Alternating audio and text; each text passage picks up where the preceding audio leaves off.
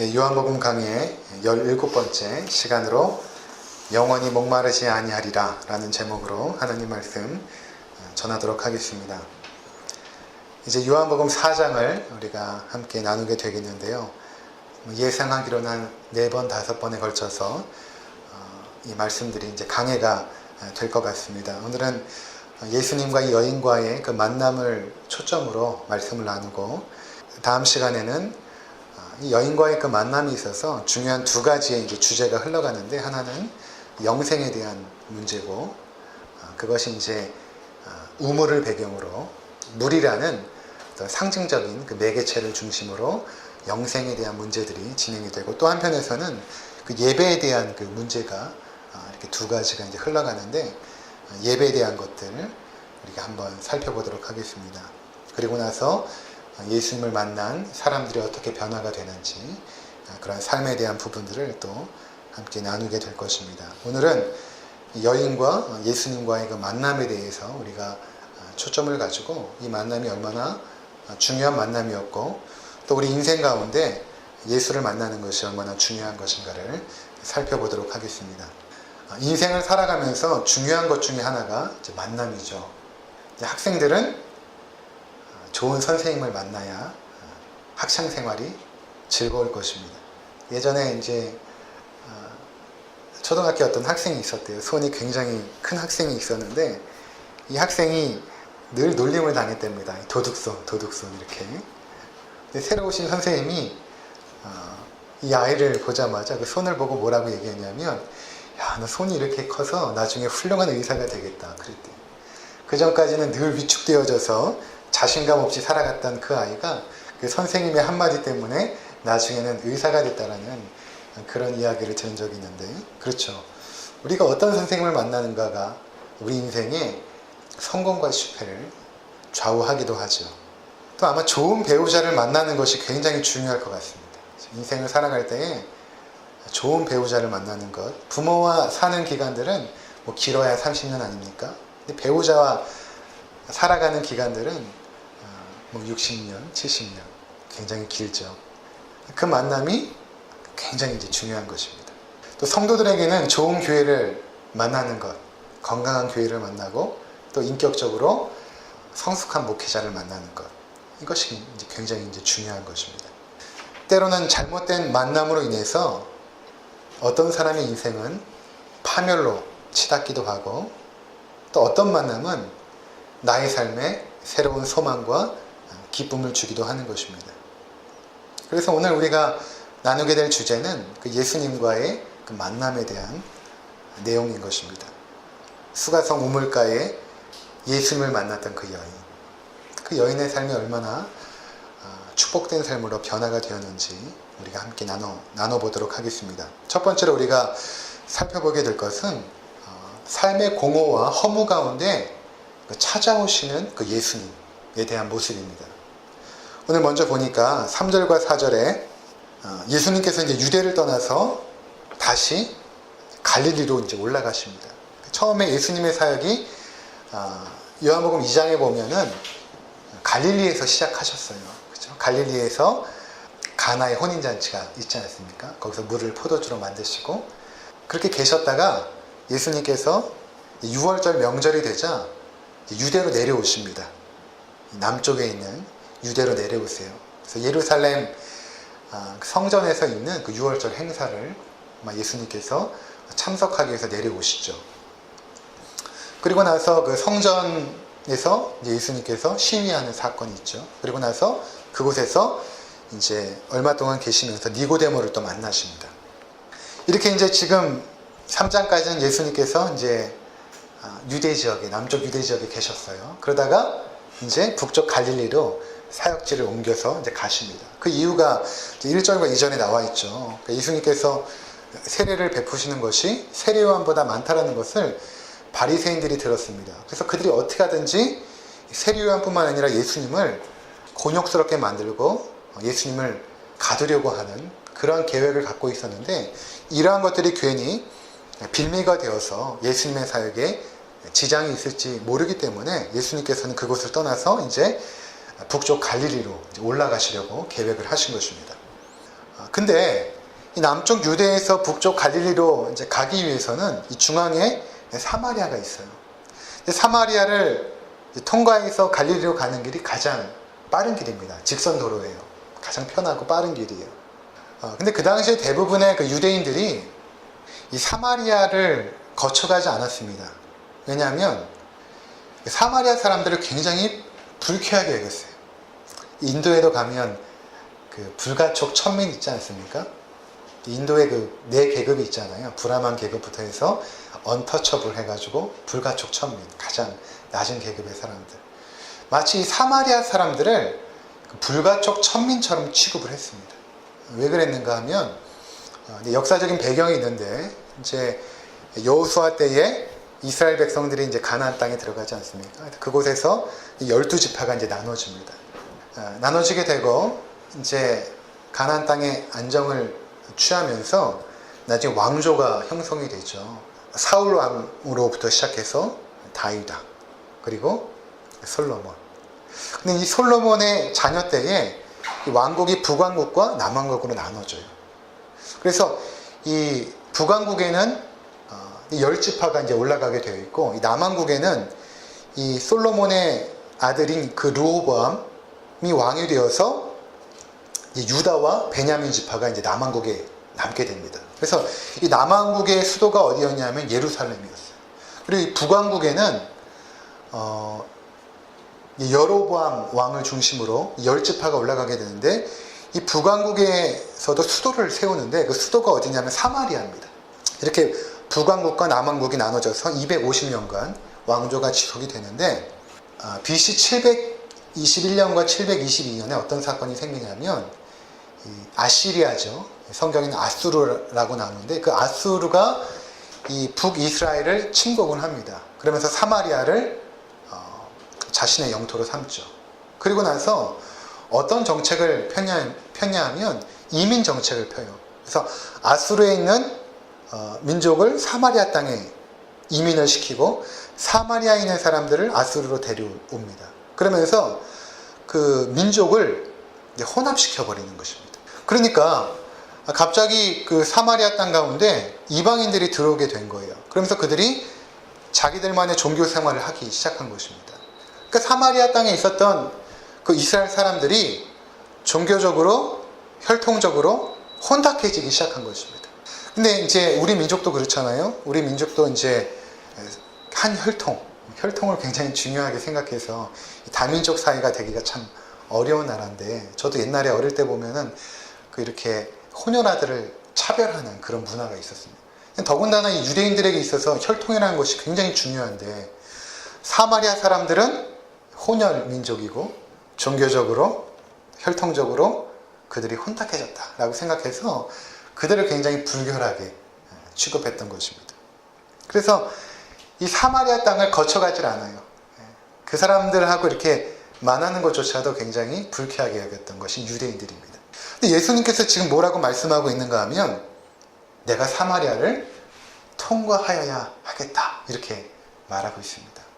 그래서 우리 성경에 보니까 4절에 사마리아를 통과하여야 하겠는지라.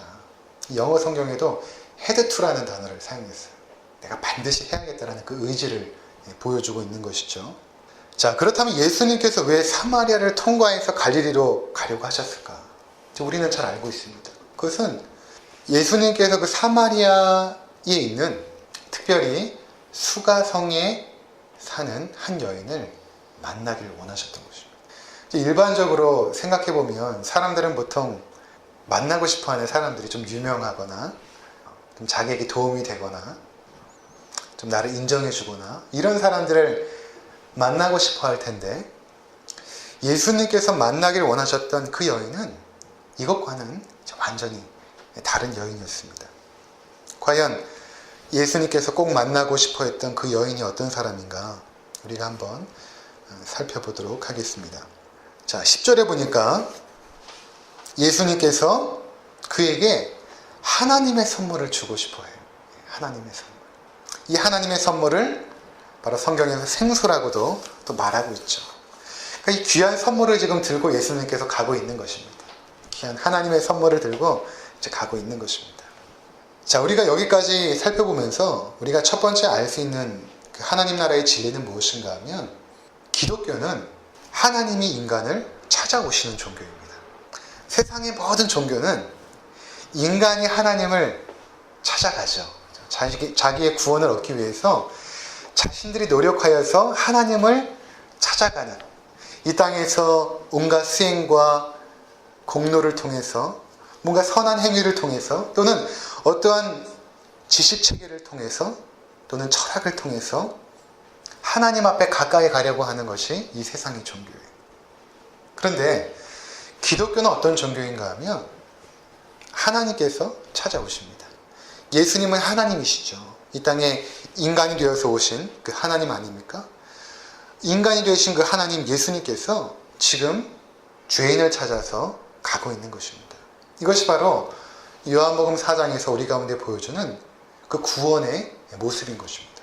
하나님의 찾아오심이라는 것입니다. 그래서 이 자리에 계신 그 모든 분들도 마찬가지지만 내가 하나님을 찾아온 것 같지만 사실은 하나님께서 우리를 부르시고 우리를 찾아오셨죠. 그때 과연 우리의 모습이 어떠했는가?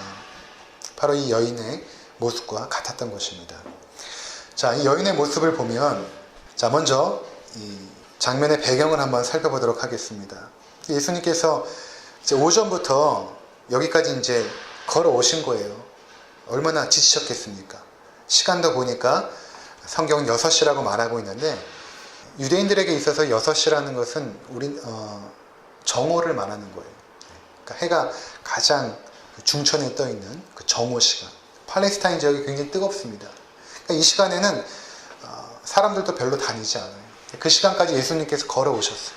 그러니까 얼마나 피곤하셨겠습니까? 그러니까 우물가에 털썩 주저앉으십니다. 4장 6절에 보니까 예수님께서 길 가시다가 피곤하신 거예요. 예수님도 하나님이셨지만 완전한 인간이시죠. 이 여인을 찾아왔던 그 여정이 굉장히 피로했던 것입니다. 털썩 주저앉으십니다. 그때가 이제 6시쯤 된 것입니다. 저쪽에서 한 여인이 터벅터벅 걸어오기 시작합니다. 머리에는 물동이를 치고 이제 걸어옵니다. 이 장면을 머리에 한번 그려보시기 바랍니다. 팔레스타인 지역에 뜨거운 햇볕이 잔뜩 내리쬐는 그 시간, 사람들이 더위를 피하느라고 다 집에 있거나 서늘한 곳에 있는 그 시간, 아무도 없는 그 우물가에 한 여인이 걸어오고 있었던 것입니다. 무언가 사연이 있는 여성이죠. 이 여인이 이제 우물가에 도착을 했습니다. 예수님께서 그 여인을 계속해서 지켜보고 계십니다. 그 여인이 이제 물을 뜨기 시작합니다. 예수님께서 이제 먼저 말을 건네세요. 뭐라고 말씀하시냐면 7절에 보니까 물을 좀 달라 이렇게 말합니다. 물을 좀 달라. 일반적인 경우라면 물을 좀 달라 이렇게 하면 아마도 이제 물을 떠서 이렇게 한 바가지 줬을 거예요. 그게 큰일도 아니잖아요. 이 여인이 이렇게 대답을 합니다. 뭐라고 대답을 하냐면 9절에 사마리아 여자가 이르되 당신은 유대인으로서 어찌하여 사마리아 여자인 나에게 물을 달라 하나이까?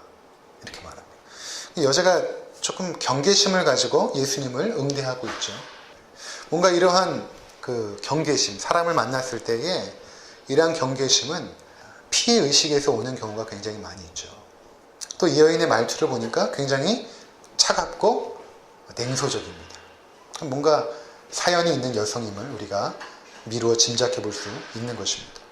이 여인이 이렇게 행동했던 또 몇 가지 이유가 있어요. 이제 나중에 드러나게 되지만 이 여인이 말하는 것처럼 여기 이제 9절에 말하는 것처럼 그 당시 유대인들이 사마리아인 걸 상종하지 않았죠.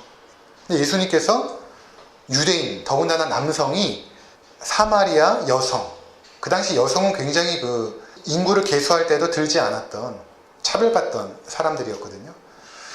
사마리아 사람조차도 차별을 받았는데 그 중에 여성이란 말이에요. 그러니까 어떻게 유대인 남자가 사마리아 여인인 나에게 지금 물을 달라고 합니까? 그것도 사람들이 없는, 단 둘밖에 없는 이곳에서 나에게 지금 말을 거는 것은 굉장히 적합치 않은 행동입니다라고 차갑게 지금 쏘아 붙인 것입니다. 그랬더니 예수님께서 이렇게 말씀을 하십니다. 10절에 보니까 내가 만일 하나님의 선물과 또 내게 물 좀 달라 하는 이가 누구인 줄 알았더라면 내가 그에게 구하였을 것이요 그가 생수를 내게 주었으리라. 예수님께서는 이 여인에게 생수를 줄 것을 말씀하고 있습니다. 그랬더니 이 여인이 이렇게 대답을 합니다. 11절에 여자가 이르되 주여 물 기를 그릇도 없고 이 우물은 깊은데 어디서 당신이 그 생수를 얻겠사옵나이까. 이 우물을 제가 이제 방문을 해봤는데 이 지역이 이제 세겜 지역이거든요. 이 역사적 배경은 제가 다음 주에 좀 더 상세하게 설명을 드릴 것입니다. 이 세겜 지역에 있는데 이제 야곱이 자기의 자녀 요셉에게 이 땅을 줘요. 세겜 땅을. 거기 이제 야곱이 판 우물이 있습니다. 이 우물 깊이가 어느 정도가 되냐면 41m가 돼요. 돌을 던지면은 한참 있다가 퐁당 소리가 날 정도로. 거기 지금 이제 동방정교회가 그곳을 사가지고 이제 예배당을 져놓고 그 옆에 이제 수도원이 이렇게 있어요.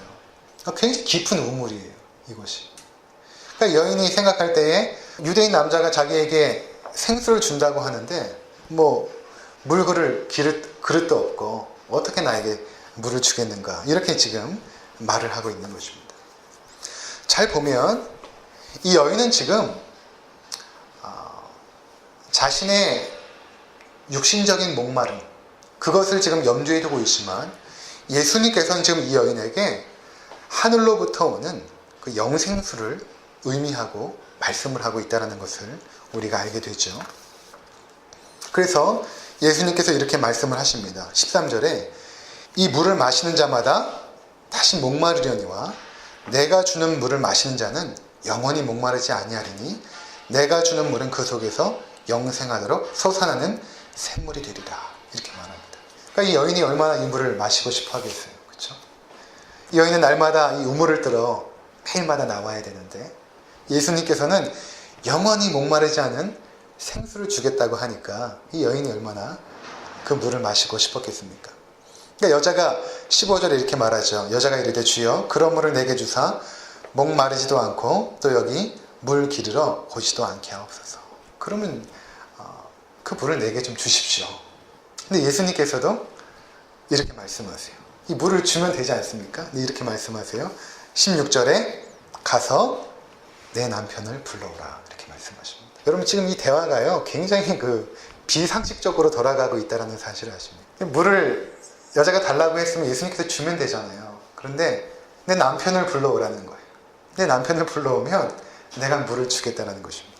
이게 지금 무슨 의미가 있을까요?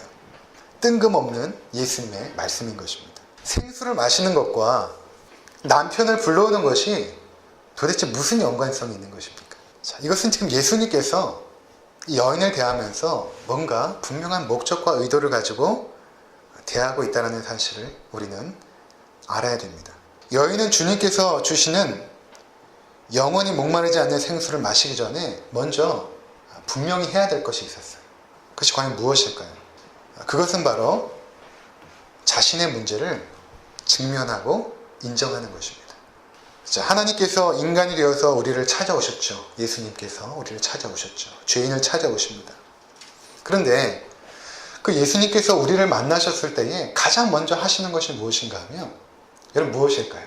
예수님께서 우리를 만나셔서 가장 먼저 하시는 것이 우리에게 생수를 주시는 게 아니에요. 가장 먼저 하는 것이 우리 자신의 죄악을 보게 하십니다. 우리가 얼마만큼 더럽고 추악한 자인지, 그리고 우리가 얼마만큼 인생의 허무와 공허함 속에 있는지,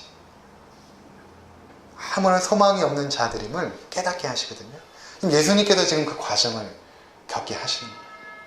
이 여인이 지금 얼마만큼 비참한 존재인지 그 여인이 숨기고 싶었던 그 비밀스러운 일들을 먼저는 들추어내시는 것이죠. 그러니까 네 남편을 데려오라 이렇게 하니까 이 여인이 이렇게 말합니다. 저는 남편이 없습니다. 이렇게 말합니다. 자, 남편을 데려오라 했는데 남편이 없다고 해요. 그러면 이 대화가 사실은 이제 끝나야 되는 것입니다. 아, 내가 남편이 없느냐? 끝나야 되는 것입니다. 근데 그렇지 않죠. 자, 일반적으로 그 죄인들의 습성 가운데 어떤 것이 있냐면 자신의 죄를 인정하지 않으려는 아주 못된 죄성이 있습니다. 우리의 죄를 누군가 이렇게 딱 건드리면 인간은 본능적으로 방어를 해요. 자신을 합리화시키던가. 그게 아담의 죄 아닙니까? 아담이 범죄해놓고 하나님이 주신 저 여자가 나를 꾀해서 내가 먹었습니다 이렇게 말하잖아요. 자신의 죄를 합리화시켜요. 다른 사람 탓하기도 하고 환경을 탓하기도 하고 내가 이럴 수밖에 없었다라는 것을 말하기도 합니다. 그러니까 이 여인이 지금 자신의 죄의 문제를 지적하고 있는 그 예수님을 향하여서 남편을 데리고 오라라는 그 예수님을 향하여서 나는 없습니다. 난 남편이 없습니다라고 부정하고 있죠. 전에 제가 이렇게 TV를 보다가 그 우리 아이가 달라졌어요라는 그 TV 프로그램이 있습니다. 보면 거기 문제 아이들이 나와요. 욕을 하고 또 때로는 폭력을 쓰기도 하고 말을 정말 진짜 안 듣는 그런 아이들, 이런 문제 아이들이 이제 등장을 하는데 거기에 전문가가 와서 이 아이들을 치유합니다. 이 치유하는 과정을 보니까 대부분 이제 똑같습니다. 어떻게 하냐면 이 엄마와 그 아이가 하루 동안에 있었던 일들을 카메라로 고스란히 담습니다. 그리고 나서 엄마 아빠가 있는 가운데 그 TV를 딱 보여줘요. 엄마 아빠와 이 아이가 어떻게 하루를 생활을 했는지. 그럼 그 영상을 딱 보여주는 순간에 엄마 아빠가 깜짝 놀랍니다. 왜 놀랄까요? 이 엄마 아빠는 이 애가 문제가 있는 줄 알았어요. 애가 폭력을 쓰고 애가 욕하고 말 안 되니까. 근데 영상을 보니까 그 애를 대하고 있는 그 부모에게 심각한 문제가 있는 거예요. 엄마 아빠가 서로 대화할 때에 그 언어가 굉장히 폭력스러워요. 아이를 대할 때 일관성 있게 대하지 않고 감정적으로 대해요. 상황이 완전히 바뀌어버리죠. 처음에는 아이에게 문제가 있었다고 생각했는데 그 영상을 보는 순간에 내가 잘못이 있구나 라는 것을 인정합니다. 그리고 나서 변화가 시작이 돼요. 그냥 아이에게 뭔가 아이를 바꿔나가면 될 줄 알았죠, 부모들은. 그게 아니에요. 그 문제는 부모에게 있었던 것입니다. 인간은 자신의 내면 세계가 드러나는 것을 굉장히 힘들어합니다. 그걸 누군가 지적을 하면 부정을 하고 회피를 하고 합리화를 시키고 자기를 방어하죠. 만약 우리가 끝까지 이러한 자세로 살아간다면 우리는 영원히 하나님 나라의 아름다운 풍성한 그 기쁨을 누리지 못해요. 때론 제 주변에 저도 이제 상담할 기회가 많이 있습니다. 근데 보통 청년들은 그래도 괜찮아요. 청년들은 어떤 문제에 대해서 지적을 해주면 처음에 힘들어하지만 고쳐나가려고 노력을 합니다. 나이가 40 넘고 50 넘고 나면 변화되지 않아요. 정말 힘듭니다. 그리고 그렇게 어떤 문제에 대해서 이야기해 주는 사람들을 피해가죠. 듣기도 싫어하고. 그러면 그 가정이 온전히 회복이 되지 않아요. 자기도 그 하나님 나라의 그 놀라운 풍성한 그것들을 이제 누리지를 못하는 것입니다. 저희 가정 이야기지만 한 달 전에 저희 누님이 전화를 했어요. 제 사촌 애가 이제 고등학생이 됐는데 매일 지각을 하는 거야. 매일. 중학교 때부터 지각을 했으니까. 선생님이 이제 이 엄마를 부른 거예요. 근데 중학교 때도 이제 상담을 받으러 갔는데 이 아이가 제 이제 조카가 맨날 지각한다고 별로 의욕도 없고 별로 의지도 보이지 않고 그 이야기를 이제 중학교 때 들었는데 고등학교 선생님한테도 또 들은 거예요, 이 이야기를. 그러니까 저희 누나가 완전히 의욕이 상실돼가지고 하루 종일 울다가 전화를 한 거예요. 저한테 통화하기는 좀 어려우니까 저희 아내하고 이제 통화를 한 거죠. 근데 저희 아내나 그 문제를 알아요. 왜 제 조카가 그런지 알거든요. 문제는 아이에게 있는 게 아니에요. 너 왜 학교 늦게 가니? 빨리 가라. 아무리 얘기해도 안 돼요.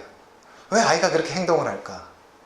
부모가 뭔가를 채워주지 못한 게 있는 거예요. 부모가 채워주지 못한 게 있으니까 아이가 공부를 안 하죠. 뭔가 정서적으로 체험이 있어야 공부를 하죠. 그 다음 거를 하거든요. 아이들도요, 뭔가 부모가 자기에게 채워줘야 이 놀이에서 다음 놀이로 성장을 하거든요.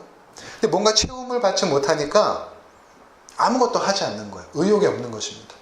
근데 제 아내가 뭐라고 얘기를 해줬냐면 어떻게 하면 좋겠냐 도대체. 그래서 아내가 이제 건면해 주는 게 먼저 아침밥을 차려줘라. 부모가 해줄 수 있는 가장 기본적인 게 밥 차려주는 거 아니냐. 그 얘기를 먼저 해줬습니다. 그러니까 저희 누나가 이제 밥을 차려주기 시작했어요. 밥을 차려주니까 제 조카가 조금씩 바뀌기 시작해요. 공부도 하고 학교도 늦지 않고. 그 아이에게 맨날 가가지고 너 왜 이렇게 안 일어나? 학교 일찍 가야지. 안 됩니다. 문제는 나에게 있는 거예요. 내가 바뀌지 않은 이상은 바뀔 수가 없는 것입니다. 예수님께서 우리를 찾아왔을 때에 우리 안에 죄악들을 들추어내십니다. 끝까지 우리가 마음의 문을 닫고 인정하지 않으면 우린 영원히 주님께서 주고자 하시는 영원히 목마르지 않은 생수를 마실 수가 없어요. 근데 예수님은 남편이 없다 하고 부정하는 그 여인의 그 부정을 끝까지 파고 들어가시죠. 이렇게 말씀을 하십니다. 보면은 18절이죠. 너에게 남편 5이 있었고 지금 있는 자도 내 남편이 아니니 내 말이 참되도다. 그 여인이 가장 숨기고 싶었던 그 내면의 그 상처, 남편이 5이 있었고 지금 사는 남편은 남편이 아닌 거예요. 동거하고 있는 거예요. 그걸 예수님께서 끄집어내시죠. 그러니까 예수님께서는 우리를 어떻게든지 변화시키고 싶어 하세요. 우리 안에 있는 그 모든 허물과 죄악들과 허무와 공허함들, 그것들을 다 들춰내시는 것입니다. 자, 이렇게 예수님과의 이 여인과의 그 만남 속에서 예수님이 이 여인의 다쳤던 마음을 깨부시죠. 끝까지 안 열었는데 예수님은 깨부십니다. 그렇다면 과연 이 여인은 왜 남편이 5이나 있었고 지금 살고 있는 남편도 그냥 동거하는 그런 남편일까? 주님께서는 이 여인을 굉장히 지금 불쌍히 여기시고 찾아오신 것입니다. 무엇인가 하면 삶에 뭔가 만족되지 않으면 사람은 무언가를 계속 찾게 돼요. 뭔가를 계속 찾게 됩니다. 청년들이 담배 피는 이유가, 저도 이제 군대에 있을 때 담배를 좀 펴봤는데, 담배 피는 이유가 뭔가 그 들이키는 그 연기 속에서 뭔가를 채워진다라고 생각해요. 그리고 그것이 습관이 되면 그 담배 피는 그 짧은 2, 3분 동안의 그 시간이 자기에게 뭔가 만족감을 준다라고 여깁니다. 남자들이 술을 먹는 이유가 그 술을 먹으면서 뭔가 내 공허한 마음이 채워진다라고 생각합니다. 그리고 내가 가지고 있었던 그 불안한 심령들, 그리고 뭔가 두려움들, 미래에 대한 막연한 그 걱정들이 사라진다라고 생각을 해요. 그 순간만큼은. 그래서 담배를 피고 술을 마십니다. 어떤 사람들은 사람을 계속해서 만나요. 그리고 별 의미 없는 말들을 계속 쏟아냅니다. 말이 많은 거예요. 말이 많은 사람들의 대부분은 속이 공허합니다. 의미 없는 말을 계속 쏟아놔요. 그리고 이것이 좀 더 진해지면 사람들은 더욱더 친밀한 관계를 원합니다. 남자들은 자기 아내에게 만족하지 못하고 새로운 만남을 찾아나가죠. 그 만남 속에서 뭔가 자기에게 주어지는 만족감이 있을 거라고 생각해요. 근데 실제로 만나보면 만족이 있죠. 근데 그 만족이 얼마 못 가고 사라져버립니다. 그럼 또 다른 남자를 또 만나게 되는 거예요. 이 여인이 지금 6번까지 남자를 만났다는 것은 무엇을 의미하고 있느냐면 지극히 공허한 마음, 지극히 삶에 허무함이 있다는 것입니다. 인생이 너무 무의미한 거예요. 그래서 계속해서 사람들을 만나고 그 속에서 뭔가를 체험받고 싶었던 것입니다. 여러분, 바로 이 사마리아 여인은 우리 인간의 그 죄의 모습을 대표하고 있는 거예요. 우리 인간들도 마찬가지입니다. 우리 인간들도 계속해서 뭔가를 갈구하죠. 물질을 추구하고, 스타렉스 타다가 코란도로 바꾸니까 좋더라고요. 근데 코란도 지금 타고 있는데 좀 더 넓은 차로 바꾸고 싶어요.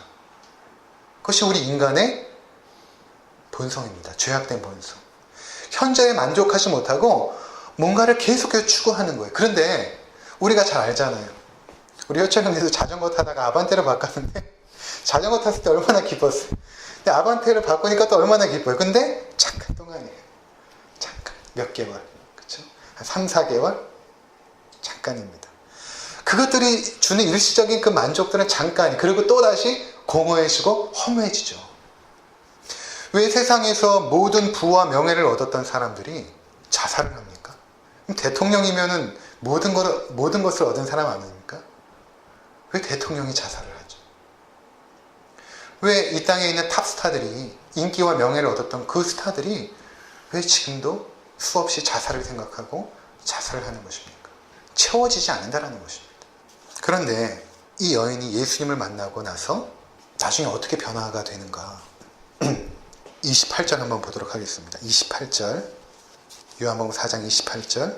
여자가 물동이를 버려두고 동네에 들어가서 사람들에게 이르되, 이렇게 말하죠.